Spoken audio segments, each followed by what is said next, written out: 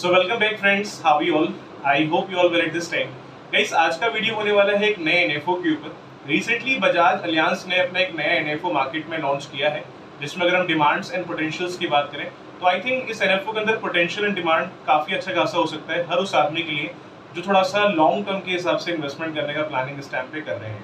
Because जिसका हम आज रिव्यू करने वाले हैं बजाज अलियांस का। बजाज अलियांस ने ऑलरेडी पास्ट के अंदर काफ़ी अच्छे अच्छे फंड लॉन्च किए हैं जिनके रिटर्न भी वाकई में काफ़ी अच्छे रहे हैं। एग्जाम्पल के लिए स्मॉल कैप डिस्कवरी फंड हो गया, स्मॉल कैप फंड हो गया। अगर हम इनकी रिटर्न्स अगर चेक करें इस टाइम पे तो वाकई में काफ़ी अच्छे खासे रिटर्न इन फंड्स ने प्रोवाइड कर रखे हैं। अगेन बजाज अलियांस एक नया एनएफओ लेकर आया है जिसका नाम है निफ्टी 200 अल्फा 30 इंडेक्स फंड। तो बेसिकली क्या हो रहा है इस फंड के अंदर, आप जो पैसे इन्वेस्टमेंट करने के लिए जा रहे हैं, they are investing your money in top 30 company out of 200। अभी किस तरीके से काम करेगा आइए वीडियो के माध्यम से अंडरस्टैंड करते हैं। चैनल पर अगर आप नए हैं तो please try to subscribe this channel. Video अगर पसंद आती है इसे लाइक करें, इसे आगे शेयर करें। सबसे पहले गाइस आपसे रिक्वेस्ट है, इस वीडियो को प्लीज पूरा एंड तक देखिएगा क्योंकि मैं इस फंड का पूरा रिव्यू करने जा रहा हूँ किस तरीके से काम कर रहा है। क्योंकि अगर आप इसमें हार्ड एंड मनी अपने इन्वेस्टमेंट करने के लिए जा रहे हैं तो क्या इसमें पॉजिटिव है, क्या इसमें नेगेटिव है, आपको सब कुछ अंडरस्टैंड करना बहुत जरूरी है इस टाइम पे। ठीक है, अगर हम पीपीटी के माध्यम से अगर अंडरस्टैंड करें तो फंड जो है, जैसे ऑलरेडी बताया मैंने, निफ्टी 200 अल्फा 30 इंडेक्स फंड। अब इसका मतलब क्या है, इनके पास में 200 कंपनीज अवेलेबल हैं जिसमें से 100 कंपनी है लार्ज कैप की और 100 कंपनी है मिड कैप की। प्लस पॉइंट यहाँ पर आपके लिए ये है कि इसमें स्मॉल कैप नहीं रहेगा। स्मॉल कैप क्या होता है, स्मॉल कैप में चलो रिटर्न के चांस काफी अच्छे खासे होते हैं लेकिन रिस्क भी उतने हाई लेवल का रहता है। करेक्ट। और अगर मान लो स्मॉल कैप में अगर इन्वेस्टमेंट हम करते भी ना, बहुत वॉलेटाइल भी होता है स्मॉल कैप अगर देखा जाए तो।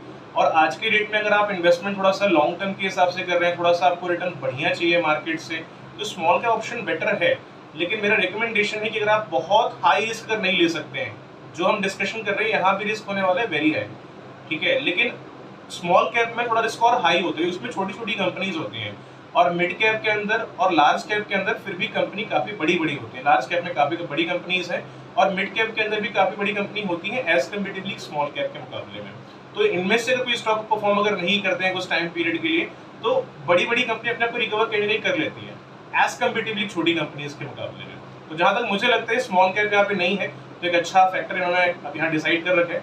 और 200 कंपनी रहेंगी और 200 में से आपका पैसा टॉप 30 कंपनीज के स्टॉक्स में लोग इन्वेस्टमेंट करेंगे। और टॉप 30 कैसे सिलेक्ट करेंगे, जिन स्टॉक्स का रिटर्न एक साल में बढ़िया रहा है उन 200 में से उन टॉप 30 कंपनी के स्टॉक्स को यहाँ पर सिलेक्ट करेंगे। साल में 4 बार यहाँ पर रीबैलेंसिंग भी होगी, मतलब टॉप 30 में से ऐसा भी हो सकता है ना कुछ टाइम पीरियड के बाद कि कोई स्टॉक परफॉर्म ना करे या उससे बेटर कोई और स्टॉक परफॉर्म कर रहा है उसके अंदर, तो यहाँ पे रीबैलेंसिंग साल में 4 बार अवेलेबल है। इसको रीबैलेंस करते रहेंगे साल में 4 बार।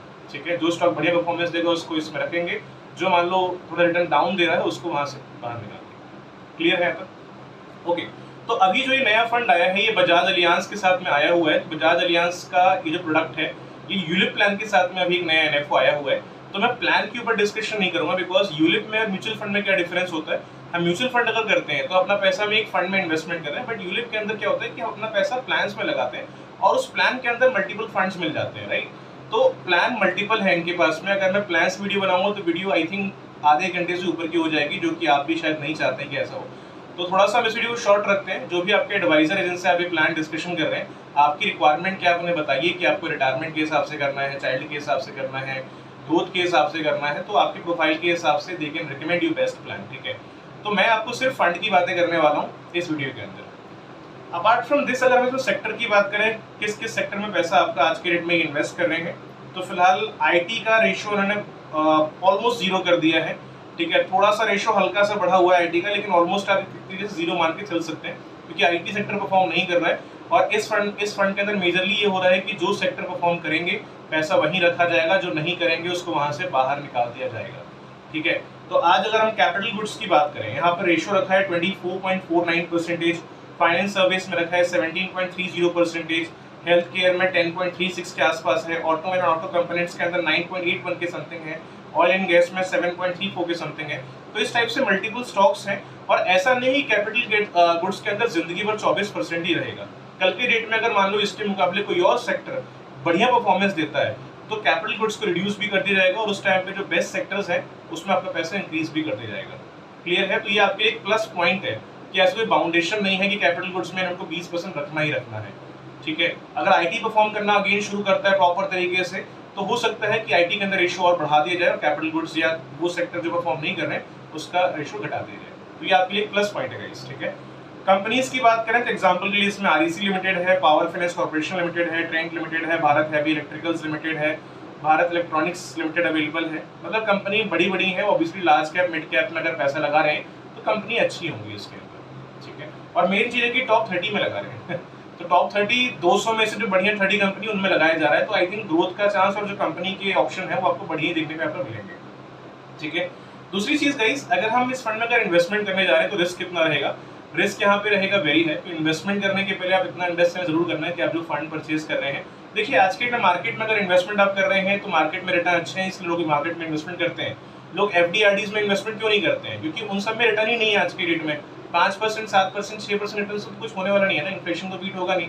तो people are investing their money in the market. लेकिन मार्केट में इन्वेस्टमेंट करने के पहले आपको भी समझना जरूरी है कि मैं जो फंड परचेज करने जा रहा हूँ उस फंड के जो रिस्क अवेलेबल उतना मैं रिस्क ले सकता हूँ कि नहीं, उतना मेरे लिए कैपेबल है कि नहीं है। तो मेरा रिकमेंडेशन आपसे पहला तो ये है कि इस फंड में अगर आप इन्वेस्टमेंट करने जा रहे हैं, पहले आपका जो गोल है आपके एडवाइजर को बताइए कि आपको किस टाइप की इन्वेस्टमेंट चाहिए है। आपके गोल के हिसाब से जो भी आपको प्लान बताते हैं, एक बार आप उनसे वो अंडरस्टैंड कर लीजिए। कुछ अगर डाउट अगर मन में आता है आपके मन में रिगार्डिंग एनी फंड्स और any plan, you can raise your question in this comment box also. I will also try to give the answer as soon as possible. Clear है? तो गाइस आई होप आपके लिए video काफी helpful रहा होगा। Investment करने के पहले अपने एक पहले पोर्टफोलियो बनाइए, एडवाइजर से एक बार डिस्कशन करिए, एक्सपेंस रेशियो वगैरह सारी चीजें अंडरस्टैंड कर लो, क्या टर्म्स एंड कंडीशन है, सब कुछ अंडरस्टैंड करने के बाद देख लो अगर आपको लगता है कि हाँ ये फंड मेरे हिसाब से बेहतरीन है, मुझे जाना चाहिए, then you can go with this option. It's not a recommendation video, but एक बार अपने एंड से आप खुद देखिए कि आपकी प्रोफाइल के हिसाब से कौन सा फंड बढ़िया है, कितना अमाउंट आपको इसमें इन्वेस्टमेंट करना चाहिए, कितना आप इसमें रिस्क ले सकते हैं। सारी चीज देखने के बाद अगर आपको सही लगता है then this is your call. और एक चीज और है, अगर आप कुछ भी अगर क्वेश्चन आता है रिगार्डिंग दिस फंड और एनी फंड और any plan, you can raise your question in the comment box. I will try to give the answer as soon as possible. तो गाइस मिलते हैं नेक्स्ट वीडियो के अंदर, तब तक के लिए हैव अ नाइस डे।